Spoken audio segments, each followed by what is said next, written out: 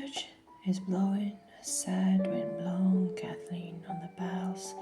In the Skid Row slums that I wake up, all woebegone and goopy, growing from another drinking boat, and groaning most of all because I'd ruined my secret return to San Francisco by getting silly drunk while hiding in the alleys with bombs and then marching first into North Beach to see everybody, all the Lorenzo Manzaro, and I'd exchange you the letters, outline how I would sneak in and quietly call him on the phone using a code name like Adam Yulch or Leggy Pulvertoft, also writers, and then he would secretly drive me to his cabin in the Big Sioux woods, where I would be alone and undisturbed for 6 weeks, just chopping wood, drawing water, writing, sleeping, hiking, etc., etc.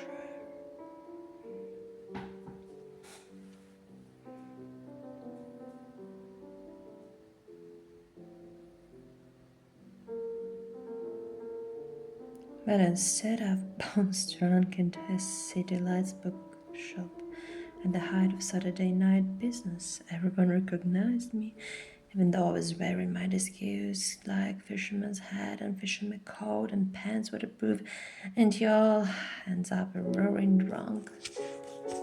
In all the famous bars, the Bloody King, the Big Nicks is back in town buying drinks for everyone.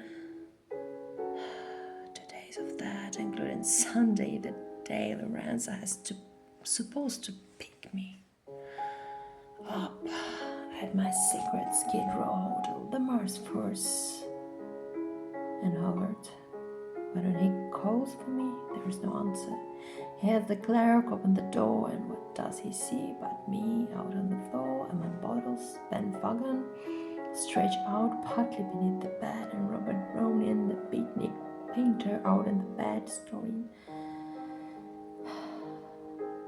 So said to himself, I'll pick him up next weekend. I guess he wants to drink for a week in the city. Like he always does, I guess.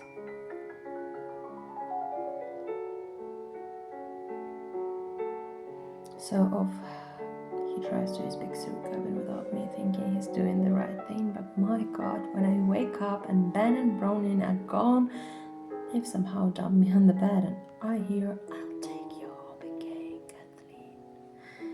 Being bell-wrapped, so sad in the fog winds out there that blow across the rooftops of the airy old hungover Frisco. Whoa.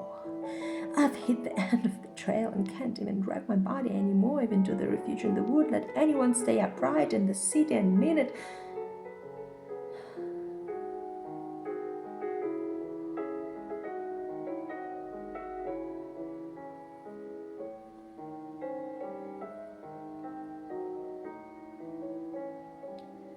It's the first trip I've taken away from home, my mother's house.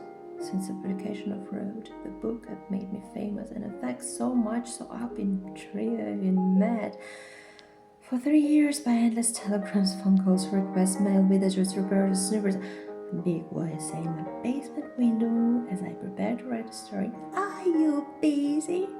Oh, at the time the reporter ran upstairs in my bedroom as I sat there in my pajamas trying to write down a dream. Teenagers jumping the 6-foot fence I had built around my yard for privacy, buddies with bottles, yelling at my study window, Come on out and get drunk or walk, and no play makes Jack a dull boy.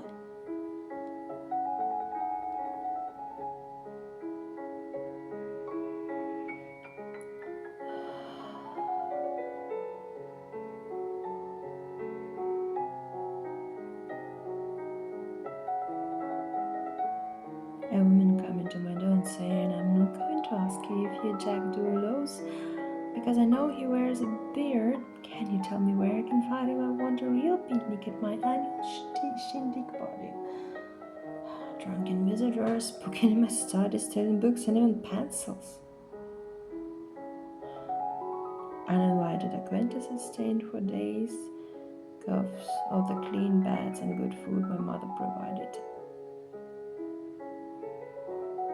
Me drunk practically all the time to put on a jovial cap to keep up with all this, but finally realizing I was surrounded and outnumbered and had to get away to solitude again or die.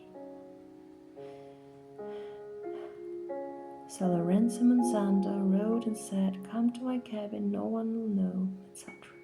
So I had sneaked into San Francisco, as I say, coming 3,000 miles from my home in Long Island, Northport, in a pleasant roomy in the California Zip Hire train, watching America roll by outside my private picture window.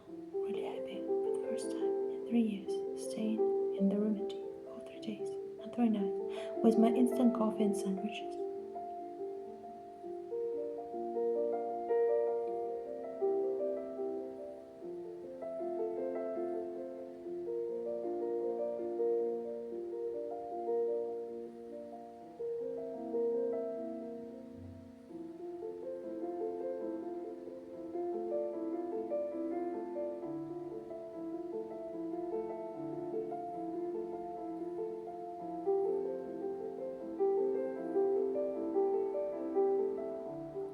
Up the Hudson Valley, and over across New York State to Chicago, and then the plains, the mountains, the desert, the final mountains of California, also so easy and dreamlike compared to my old harsh hitchhikings before I made enough compared to my old